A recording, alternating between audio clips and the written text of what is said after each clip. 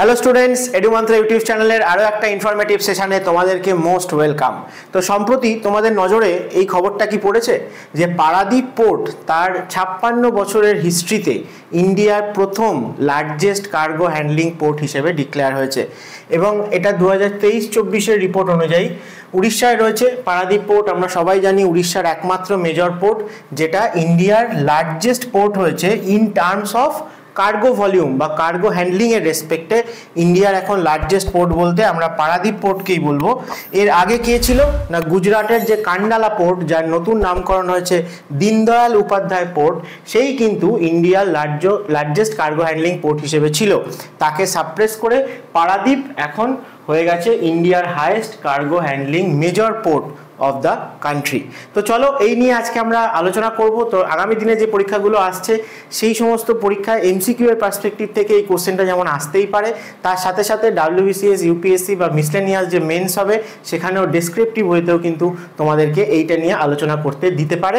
তো চলো আমরা আজকের ভিডিওতে পুরোটাই ডিটেলে ডিসকাস করব যাতে তোমাদের সবটাই ক্লিয়ার হয়ে যায়। তো তার আগে বলে দিই যে ডাব্লিউবিসিএস 2024কে টার্গেট করে কিন্তু এডুমান্ত্রা এখনও অ্যাডমিশন নেওয়া হচ্ছে, যেহেতু প্রিলিমিনারি এখনও 2-3 মাস বাকি আছে এবং এডুমান্ত্রা যেভাবে তোমাদেরকে গাইড করে তাতে তোমরা কথা শুনে চললে কিন্তু এই 2-3 মাস ডাব্লিউবিসিএস প্রিলিমিনারি ক্র্যাক করার জন্য এনাফ। তাই তোমরা যারা যারা ইন্টারেস্টেড ক্যান্ডিডেট আছো তারা অবশ্যই এডুমান্ত্রার এই নাম্বারে কল করে বাকি যা কিছু ডিটেলস তোমাদের জানতে ইচ্ছা করছে তোমরা জেনে নিও। এবং 2025-এর ডাব্লিউবিসিএস যেটা মেন্স কিন্তু ডেসক্রিপটিভ হয়ে যাচ্ছে, তাকে বেস করেও কিন্তু এডুমান্ত্রার 2025-এর জানুয়ারি থেকেই নতুন ব্যাচ শুরু হচ্ছে। তাই তোমাদেরকে আবারও বলবো, যারা যারা তোমরা ইন্টারেস্টেড অ্যাসপিরেন্ট আছো অবশ্যই এডুমান্ত্রার সাথে যোগাযোগ করতে পারো। এবং শুধুমাত্র ডাব্লিউবিসিএস নয়, ডাব্লিউবিসিএস ছাড়াও বিভিন্ন সেন্টার এবং স্টেটের যে কম্বাইন্ড এক্সামগুলো, যেরকম ধরনের ক্লার্কশিপ বলতে পারো, রেলের গ্রুপ ডি বলতে পারো, এনটিপিসি, এসএসসি জিডি, এই সমস্তগুলোর ওপরও কিন্তু নতুন ব্যাচ 2025 থেকেই শুরু হচ্ছে এডুমান্ত্রে। তাহলে তোমরা এই ওপরে দেওয়া নাম্বারে কন্ট্যাক্ট করে বাকি যা যা ইনফরমেশান জানতে চাও জেনে নিতে পারো। এবং 2024-এর শেষের দিকে যে মিসলেনিয়াস প্রিলিমিনারি হয়ে গেল, তার মেন্সও কিন্তু 2025-এ হবে। তো মিসলেনিয়াস মেন্সকে টার্গেট করে নতুন ব্যাচ, সেটাও এই 2025-এর জানুয়ারি থেকেই স্টার্ট হচ্ছে এডুমান্ত্রে। তোমরা যারা যারা মিসলেনিয়াস প্রিলিমিনারি ক্র্যাক করবে ধরেই নিয়েছো, কারণ অ্যান্সার কি বেরিয়ে গেছে, মেন্সের প্রিপারেশান নেওয়া তাড়াতাড়ি শুরু করে দাও এবং চাইলে এডুমান্ত্রার সাথে তোমরা জয়েন করতে পারো। তো চলো আমরা আজকের টপিকে ফিরে আসি। প্রথম কথা হচ্ছে পারাদীপ পোর্ট। এই পারাদীপ পোর্ট ইন্ডিয়ার বললাম largest major port of cargo volume বা কার্গো হ্যান্ডলিংয়ের দিক দিয়ে কিন্তু এখন 1 নম্বরে হয়েছে। এবং 2 নম্বরে কে চলে গেছে না, যাকে সাপ্রেস করে পারাদীপ 1 নম্বরে এসছে, সেটা হচ্ছে দীনদয়াল পোর্ট বা যার আগের নাম ছিল কান্ডালা পোর্ট, যেটা গুজরাটের একমাত্র মেজর পোর্ট। এবং যবে থেকে এই পারাদীপ পোর্ট তৈরি হয়েছে তার 56 ইয়ার্সের হিস্ট্রিতে এই প্রথম কিন্তু পারাদীপ 1 নম্বরে হয়েছে লার্জেস্ট কার্গো হ্যান্ডলিংয়ের দিক দিয়ে। তাহলে রেকর্ড করেছে পোর্টটা কিসে না, কোস্টাল শিপিং ট্রাফিক এবং থার্মাল কোল শিপিং, এইগুলোতে কিন্তু তাদের এফিসিয়েন্সি অনেকটা আগের থেকে ইনক্রিজ করেছে এবং ডকইয়ার্ডে ক্যাপাসিটি অফ শিপ কিন্তু অনেক বেড়েছে আগের থেকে। তাই তাদের ক্ষেত্রে পসিবল হয়েছে যে ইন্ডিয়ার লার্জেস্ট কার্গোকে হ্যান্ডেল করা। তো পারাদীপ পোর্ট কোথায় আছে আমরা যদি একটু দেখে নিই, উড়িষ্যার ম্যাপ দেখতে পাচ্ছ এবং সেই উড়িষ্যার ম্যাপে উড়িষ্যার যে লাইফলাইন বলা হয়ে থাকে কোন রিভার না, সেটা হচ্ছে মহানদী রিভার। এই মহানদী রিভারের একদম ডেল্টায়, মহানদী রিভারের মাউথে রয়েছে এই পারাদীপ পোর্ট, যেটা উড়িষ্যার একমাত্র মেজর পোর্ট। তো পারাদীপ পোর্টের হিস্ট্রি যদি আমরা দেখি, তাহলে পারাদীপ পোর্ট ফাউন্ডেড বাই কে না, উড়িষ্যার তৎকালীন চিফ মিনিস্টার বিজু পটনায়ক। তিনি কিন্তু পারাদীপ পোর্টের উদ্বোধন করেছিলেন এবং ফাউন্ডেশন স্টোন লেড করা হয়েছিল 1962-তে বাই তৎকালীন ইন্ডিয়ার প্রাইম মিনিস্টার জওহরলাল নেহরু। তো তারপর থেকে আমরা যদি ধীরে ধীরে দেখি, তাহলে পারাদীপ পোর্ট আরও গ্রো করেছে এবং পারাদীপ পোর্ট এমন একটা লোকেশানে রয়েছে যে কারণের জন্য স্পেসিফিক কিছু আমরা বলবো মিনারেলস বলো বা কার্গো বলো, সেগুলো পারাদীপ পোর্টের মাধ্যমে বেশি আদান প্রদান হয়ে থাকে। পারাদীপ পোর্টের যদি ইস্টার্ন সাইডে চলে যাও, আমরা ওয়েস্ট বেঙ্গলে কলকাতা হলদিয়া পোর্ট মেজর পোর্টকে পেয়ে থাকি এবং পারাদীপের যদি ওয়েস্টার্ন সাইডে আসো তাহলে পরে আমরা অন্ধ্রপ্রদেশের একমাত্র মেজর পোর্ট বিশাখাপত্তনম পোর্টকে পাই। এই দুইয়ের মাঝে রয়েছে উড়িষ্যার পারাদীপ পোর্ট। আমি আগেই বললাম যে মহানদীকে দেখতেই পাচ্ছ এখানে, তাহলে মহানদীর এইটা হচ্ছে পুরোটা মহানদী ডেল্টা এবং এই ডেল্টাতেই কিন্তু রয়েছে এই পারাদ্বীপ পোর্ট এবং পারাদ্বীপের সাথে বিশাখাপত্তনম কিন্তু রেল এবং রোডওয়ে দিয়ে ওয়েল কানেক্টেড। তো লোকেশন হিসেবে সেটাই বলেছি যে বে অফ বেঙ্গলে অবশ্যই রয়েছে এবং কলকাতা থেকে 210 নটিক্যাল মাইল সাউথে রয়েছে আর বিশাখাপত্তনম থেকে 260 মাইলস কিন্তু নর্থে রয়েছে এই পারাদ্বীপ পোর্ট।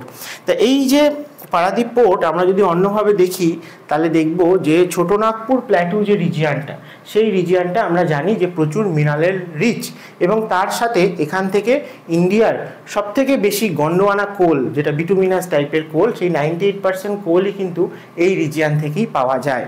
তাই জন্য আমরা যা কিছু কোলকে এক্সপোর্ট করে থাকি বা অন্যান্য মিনারেলস এক্সপোর্ট করে থাকি সেগুলো ছোটনাগপুর প্ল্যাটু থেকে ম্যাক্সিমাম এই পারাদ্বীপের পোর্টের মধ্যে দিয়েই হয়। বিশাখাপত্তনম এবং কলকাতা পোর্টের থেকে পারাদ্বীপ পোর্টের মাধ্যমেই যেহেতু বেশি পরিমাণে আমরা কোল বা উড়িষ্যার আয়রন ওর এক্সপোর্ট করে থাকি তাই জন্য আমরা ইস্টার্ন কোস্টাল রিজিয়ানে এই পারাদ্বীপ পোর্টকে ইন্ডিয়ার ফেমাস আয়রন ওর পোর্ট হিসেবে কিন্তু চিহ্নিত করে থাকি। তো তাদের কথায় আসছি, তার আগে একটু চট করে দেখে নিই যে ক্যাপাসিটি কীরকম। ক্যাপাসিটি যে বলেছে পোর্টের 289 প্রায় 290 মিলিয়ন টনস অফ কিন্তু কার্গো হ্যান্ডেল করতে পারে পার অ্যানাম প্রতি বছরে এবং এরা প্ল্যান করছে কি না প্রায় 300 মিলিয়ন টন পার অ্যানাম 2027 সালে এবং 2029 সালে সেটা 350 million tonnes of cargo handling অবধি পারাদ্বীপকে আপগ্রেড করার। এবং ফেসিলিটি বলতে কি আছে না এই যে মেকানাইজড কোল হ্যান্ডলিং প্ল্যান্ট এটা কিন্তু আমরা এখানে পেয়ে থাকি এবং তার সাথে প্রচুর স্টোরেজ এরিয়াও আছে, তার সাথে হারবারে মানে যেখানে ডকইয়ার্ড সেই জায়গায় কিন্তু অনেক মোবাইল ক্রেনস আমরা পেয়ে থাকি। তার সাথে সাথে এই যে হাউস স্টাফিং এবং destuffing facility, siding facility, single point mooring এই সব কিছু আছে এবং তার সাথে রো জেটি এই রো সার্ভিসটা একটা নতুন সার্ভিস ইন্ট্রোডিউস করা হয়েছিল যার ফুল ফর্ম হচ্ছে রোল অন রোল অফ। তার মানে কি না যে সমস্ত কার্গোর মধ্যে আমরা সেই সমস্ত জিনিসগুলো পাই যারা হচ্ছে হুইলস রয়েছে, মানে ধরো বিভিন্ন গাড়ি বলো, মোটর বাইক বলো, ট্রাক, বাস, ট্রাক্টর এই সমস্ত যাদের হুইলস রয়েছে তাদের ক্ষেত্রে এই কার্গোগুলোতে তারা নিজেদের হুইলের ওপর ডিপেন্ড করেই বা নিজেদের কোনো একটা প্ল্যাটফর্মের ওপর ডিপেন্ড করে তাদের কিন্তু লোডিং আনলোডিং করা হয়ে থাকে কার্গোর মধ্যে বা শিপের মধ্যে। তো সেই যে সার্ভিস সেটাকেই আমরা রো সার্ভিস বলে থাকি। তো সেই রকম যেটিও কিন্তু এই পারাদ্বীপ পোর্টে আমরা পাবো। আচ্ছা, তার সাথে সার্ভিস হিসেবে যদি বলা হয় তাহলে অবশ্যই এটা 365 ডেজ 24 আওয়ার্স আন্ডার অপারেশন থাকে। ইন্ডিয়ার সমস্ত মেজর পোর্টগুলোই কিন্তু এরকমই। ওয়েদারের রেসপেক্টে আমরা যদি দেখি যে রেনি সিজনে পারাদ্বীপ মিড জুন থেকে অক্টোবর এই জায়গাটায় কিন্তু মডারেট রেনফল হয়ে থাকে এবং অকেশনাল সাইক্লোনিক ওয়েদার। আমরা জানি যে আমাদের ইস্ট কোস্টে সাইক্লোনের এফেক্ট ইন্ডিয়াতে সব থেকে বেশি দেখতে পাই। উড়িষ্যা, অন্ধ্রপ্রদেশ, ওয়েস্ট বেঙ্গল এই জায়গাটায় প্রতি বছর প্রচুর সাইক্লোন হয় এবং সেই ট্রপিক্যাল সাইক্লোনগুলোর এফেক্টে আমাদের এই মেজর পোর্টগুলো কিন্তু খুব বাজেভাবে অ্যাফেক্টেড হয়ে থাকে। তাই জন্য অক্টোবর থেকে জুন এই সময়টা মোটামুটি সানি এবং ড্রাই থাকলেও মনসুন টাইমে এবং প্রি মনসুন আর রিট্রিটিং মনসুন এই টাইমে কিন্তু সাইক্লোনের এফেক্টে পারাদ্বীপ পোর্ট প্রায় প্রতি বছরই অল্প বিস্তর ড্যামেজ হয়ে থাকে। এবং পারাদ্বীপ পোর্ট ছাড়াও ইন্ডিয়ার আদার্স যে সমস্ত মেজর পোর্টগুলো রয়েছে সেগুলো আমি ছবিতে এখানে তোমাদেরকে দেখিয়ে দিয়েছি। তো স্বাভাবিকভাবেই এই ইস্ট কোস্টের পোর্টগুলো মানে চেন্নাই থেকে কলকাতা এইখানে যত পোর্ট রয়েছে এই কোস্টাল রিজিয়ানটাই সব থেকে বেশি সাইক্লোনের দ্বারা অ্যাফেক্টেড হয়। চেন্নাইয়ের ক্ষেত্রে ব্যাপারটা একটু ডিফারেন্ট, কারণ চেন্নাই এই যে করমণ্ডল কোস্ট এই কোস্ট লাইনটা তো বর্ষাকালে আমাদের মনসুন টাইমে খুব একটা রেনফল পায় না। কখন রেনফল পায় না? রিট্রিটিং মনসুনের সময়।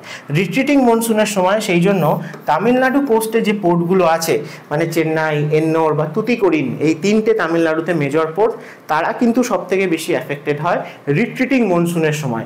সেই সময় হেভি রেনফল কিন্তু করমণ্ডল কোস্ট এক্সপিরিয়েন্স করে থাকে। তো চলো এরপরে আর পারাদ্বীপ সম্বন্ধে কি আছে তার আগে যাওয়ার আগে বলে দিই যে 2024 সালের প্রিলিমিনারির জন্য স্পেশাল মক টেস্ট কিন্তু এডুমান্ত্রায় তোমরা পেয়ে যাবে মাত্র সামান্য কিছু টাকার বিনিময়ে এবং সেই জায়গায় 16টা কিন্তু preliminary subject wise mock test ঠিক করা হয়েছে এবং তার সাথে সাথে 10টা ফুল লেন্থ মকও রয়েছে। এই দুটো তোমরা একসাথে যদি বাই করো তাহলে কিন্তু আরও বেশি ডিসকাউন্ট পেয়ে যাচ্ছ এবং এডুমান্ত্রার মকগুলোতে প্রচুর কোয়ালিটি কোশ্চেন থাকে। প্রিভিয়াস যারা স্টুডেন্টস WBCS বা অন্যান্য পরীক্ষা ক্র্যাক করেছে তারাই বলেছে যে তারা প্রচুর কোশ্চেন কিন্তু পরীক্ষায় এই মকগুলো থেকে কমন পেয়েছে। এবং শুধুমাত্র এমসিকিউ জিএস এর মক নয়, তোমরা যদি ডাব্লিউবিসিএস বা মিসলেনিয়াসের জন্য বেঙ্গলি ইংলিশ রাইটিং প্র্যাকটিস করতে চাও তো তার জন্যও কিন্তু মান্থলি আমাদের অফার রয়েছে। খুব অল্প ফিজে তোমরা কিন্তু বেঙ্গলি ইংলিশ লাইভ ক্লাস পাবে এবং তোমাদেরকে কোশ্চেন লিখতে দেওয়া হবে, তোমরা অ্যান্সার লিখে সাবমিট করলে সেগুলোও ভালোভাবে কারেকশন হবে এবং কোথাও কোথাও তোমরা আরও ইমপ্রুভ করতে পারবে, সেগুলোও কিন্তু তোমাদের সাথে মেন্টরিং করে দেওয়া হবে এবং গাইড করে দেওয়া হবে প্রপারলি। তাই তোমরা যারা যারা রেগুলার প্র্যাকটিস করতে চাইছো ল্যাঙ্গুয়েজ গ্রুপ, তারা কিন্তু অবশ্যই এডুমান্ত্রার সাথে কন্ট্যাক্ট করতে পারো। তো চলো, পারাদীপকে আয়রন ওর পোর্টের কথা যে বলছিলাম, ইন্ডিয়াতে আয়রন ওর পোর্ট বললে পরে জেনারেলি আমরা বলে থাকি যে গোয়াতে যে নিউ মারমাগাঁও পোর্ট রয়েছে অথবা কর্ণাটকের যে নিউ ম্যাঙ্গালোর পোর্ট রয়েছে, সেই পোর্টগুলো দিয়েও কিন্তু প্রচুর পরিমাণে আয়রন ওর আমরা এক্সপোর্ট করে থাকি, মূলত ওয়েস্টার্ন কান্ট্রিগুলোতে, আফ্রিকা, ইউরোপ, এই সমস্ত কান্ট্রিগুলোতে। কিন্তু সেই জন্য একেও আয়রন ওর পোর্ট বলা হয়। আবার কর্ণাটকের ধারবাড় রিজিয়নে যেমন প্রচুর আয়রন ওর পাওয়া যায়, সেগুলো এই পোর্টগুলো দিয়ে এক্সপোর্ট হয়, তেমনি উড়িষ্যাতেও আমরা যে প্রচুর আয়রন ওর পাই সেগুলো কিন্তু পারাদীপ পোর্টের মাধ্যমেই জাপান বা সাউথ ইস্ট এশিয়ান কান্ট্রিগুলোতে বা ইস্ট এশিয়ান কান্ট্রিগুলোতে এক্সপোর্ট করা হয়ে থাকে। সেই জন্য আমরা যদি ইস্ট কোস্টের পার্সপেক্টিভ থেকে দেখি তাহলে কিন্তু পারাদীপ পোর্টকেও আমরা ইন্ডিয়ার মেজর আয়রন ওর পোর্ট হিসেবে বলে থাকি এবং যেখান থেকে জাপানে আয়রন ওর এক্সপোর্ট করা হয়। তো চলো, ইন্ডিয়ার মেজর যে পোর্টগুলো রয়েছে তাদের সম্বন্ধে কিছু ইম্পর্টেন্ট ইনফরমেশন তোমাদের সাথে শেয়ার করে নিই ইন ডিটেলসে। ইন্ডিয়ার যে যত মেজর পোর্ট রয়েছে এবং পোর্ট রিলেটেড যে টার্মিনোলজিগুলো ইম্পর্টেন্ট সেগুলো আমি নেক্সট কোনো একটা ভিডিওতে ডিসকাস করব। আজকে চলো আমরা মেন ইম্পর্টেন্ট জিনিস একটু দেখে নিই। নবসেবা পোর্ট বা Jawaharlal Nehru port trust, JNPT, যেটা মুম্বাই পোর্টের যে প্রেশার সেটাকে কমানোর জন্য তৈরি করা হয়েছিল মুম্বাইয়ের কাছেই, সেটা হচ্ছে ইন্ডিয়ার লার্জেস্ট কন্টেনার পোর্ট হচ্ছে এই নবসেবা পোর্ট, যেটা মহারাষ্ট্রে রয়েছে। নেক্সট হচ্ছে কোচি শিপইয়ার্ডের কথা যদি বলা হয় তাহলে largest ship building and maintenance facility আমরা কোচি পোর্টে পেয়ে থাকি এবং কোচি পোর্টে লার্জেস্ট ডকইয়ার্ড বা লার্জেস্ট শিপইয়ার্ড আছে। কোচি পোর্টে লার্জেস্ট ডকইয়ার্ড বা লার্জেস্ট শিপইয়ার্ড আছে এবং আমাদের যত মেজর পোর্ট আছে তাদের মধ্যে ইন্টারন্যাশনাল মেরিটাইম ট্রেড রুটের একটা টার্মিনাল হিসেবে ইউজ হয়ে থাকে একমাত্র এই কোচি পোর্ট, যেটা ভেরি ভেরি ইম্পর্টেন্ট। আর হ্যাঁ, কোচি যেহেতু কেরালায় রয়েছে মালাবার কোস্টে, সেখানে ব্যাক ওয়াটার খুব ফেমাস, তাই জন্য আমরা কোচি পোর্টকে ইন্ডিয়ার একমাত্র ব্যাক ওয়াটার পোর্ট হিসেবেও বলে থাকি। নেক্সট আসি আমাদের ওয়েস্ট বেঙ্গলের কথায়। আমাদের যে কলকাতা পোর্ট এবং পরবর্তীকালে হুগলি নদীর যে নাব্যতা কমে যাওয়ার জন্য আমরা আরও হুগলি রিভারের মাউথের কাছে গিয়ে আরেকটা পোর্ট তৈরি করেছি, সেটা হচ্ছে হলদিয়া পোর্ট। তাই আমরা একসাথে বলে থাকি কলকাতা হলদিয়া পোর্ট। রিসেন্টলি কলকাতা পোর্টের নাম চেঞ্জ হয়েছে এবং শ্যামাপ্রসাদ মুখার্জি পোর্ট হয়েছে। তো এই কলকাতা পোর্ট কিন্তু ইন্ডিয়ার মধ্যে সবথেকে ওল্ডেস্ট পোর্ট হিসেবেও বলা হয়ে থাকে এবং একমাত্র riverine major port of India, সেটা হচ্ছে এই শ্যামাপ্রসাদ মুখার্জি পোর্ট বা কলকাতা হলদিয়া পোর্ট। এবং এটা ইন্ডিয়ার ওল্ডেস্ট পোর্টও বটে, যেখানে কিন্তু দুটো ডক রয়েছে আমাদের, একটাকে আমরা বলি খিদিরপুর ডক আর একটা রয়েছে নেতাজি সুভাষ ডক। এবং এই যে কলকাতা পোর্ট তাকে বেস করেই কিন্তু আমাদের যে শিপ বিল্ডিং ইন্ডাস্ট্রি রয়েছে সেটা গার্ডেন রিচে রয়েছে, Garden Reach Ship Builders Limited. Next চলো, যদি মারমাগাঁও পোর্টের কথায় আসি, দেখো একটু আগেই আমি বলছিলাম যে গোয়ার নিউ মারমাগাঁও, সেটাকে iron or port of India বলা হয়। নেক্সট ম্যাঙ্গালোর পোর্ট এবং পারাদীপ পোর্ট, তাদেরকেও আমরা iron or port of India বলতে পারি। নেক্সট হচ্ছে কান্ডালা পোর্ট বা দীনদয়াল পোর্ট, যেটাকে আমরা largest tidal port of India বলে থাকি, কারণ গুজরাটের কোস্ট লাইনে টাইডাল অ্যাক্টিভিটি আমরা খুব ভালো দেখতে পাই এবং গালফ অফ কাচ তার একদম ইন্টিরিয়ারে গিয়ে এই কান্ডালা বা দীনদয়াল পোর্টটা রয়েছে। তাই এটাকে ইন্ডিয়ার লার্জেস্ট টাইডাল পোর্ট আমরা বলে থাকি। এবং এই রিজিয়ানে এই দীনদয়াল পোর্টকে বেস করে সবথেকে যেটা ফ্লারিশ করেছে সেটা হচ্ছে শিপ ব্রেকিং ইন্ডাস্ট্রির জন্য ফেমাস গুজরাটেরই একটা জায়গার নাম নেওয়া হয়, সেটা হচ্ছে আলাং। এই আলাং জায়গাটা কিন্তু শিপ ব্রেকিং ইন্ডাস্ট্রির জন্য সবথেকে ফেমাস এবং ইন্ডিয়াতে গ্রেভিয়ার্ড অফ শিপস বলা হয়ে থাকে এই আলাংকে। তার সাথে সাথে আমরা এই দীনদয়াল পোর্টকে চাইল্ড অফ পার্টিশনও বলে থাকি, কারণ ইন্ডিয়ার ইন্ডিপেন্ডেন্সের পরে 1947-এ করাচি পোর্টটা পাকিস্তানে চলে যাওয়াতে গুজরাটে আমরা নতুন করে এই কান্ডালা পোর্টকে ডেভেলপ করেছিলাম, তাই একে আমরা চাইল্ড অফ পার্টিশনও বলে থাকি। আর এক কথায় যদি ছোট্ট করে তোমাদেরকে জিজ্ঞেস করা হয় যে which is the largest port of India, তাহলে অবশ্যই আমরা মুম্বাইকে বলবো, যাকে গেটওয়ে অফ ইন্ডিয়াও বলা হয়ে থাকে। মুম্বাই হচ্ছে এক কথায় বলতে গেলে ইন্ডিয়ার লার্জেস্ট পোর্ট। নেক্সট আসে যে ডিপেস্ট পোর্ট অফ ইন্ডিয়া। যে মেজর পোর্টগুলো ইন্ডিয়াতে রয়েছে তাদের মধ্যে ডিপেস্ট পোর্ট হচ্ছে বিশাখাপত্তনম পোর্ট, যার ডেপথ প্রায় 18.5 মিটার অবধি রয়েছে।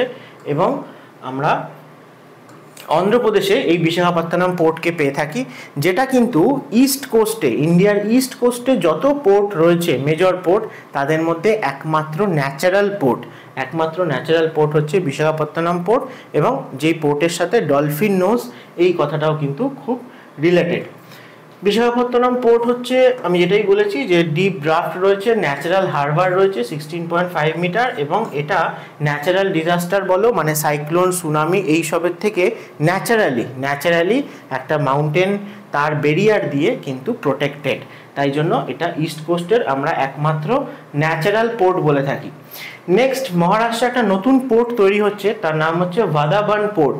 এই ভাদাবান পোর্টটা হয়ে গেলে পরে এটা ইন্ডিয়ার লেটেস্ট মেজর পোর্ট হিসেবে কিন্তু ডিক্লেয়ার্ড হবে, এবং যেটা কিন্তু ইন্ডিয়ার ডিপেস্ট পোর্টও হবে।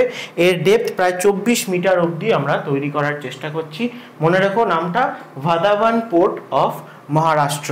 এবং এছাড়া অন্ধ্রপ্রদেশের আরও কিছু মাইনর পোর্ট যেমন কৃষ্ণপত্তনম, মাছলিপত্তনম, এই পোর্টগুলোকেও কিন্তু ইন্ডিয়ার ডিপেস্ট পোর্টগুলোর মধ্যে কনসিডার করা হয়।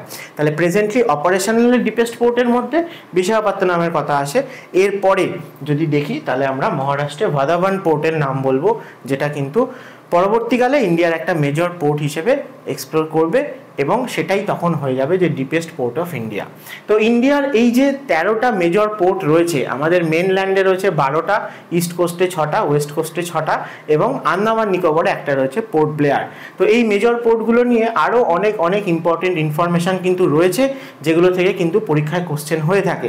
তো সেগুলো নিয়ে আমি আগামী কোনো একটা ভিডিওতে তোমাদের সাথে অবশ্যই ডিসকাস করব। আজকের ভিডিওটা ভালো লাগলে অবশ্যই লাইক করো, এবং বাকি অ্যাসপিরেন্টদের সাথে অবশ্যই শেয়ার করো, যাতে তারাও এই ইনফরমেশনগুলো পেতে পারে এবং তাদেরও খুব হেল্প হয়।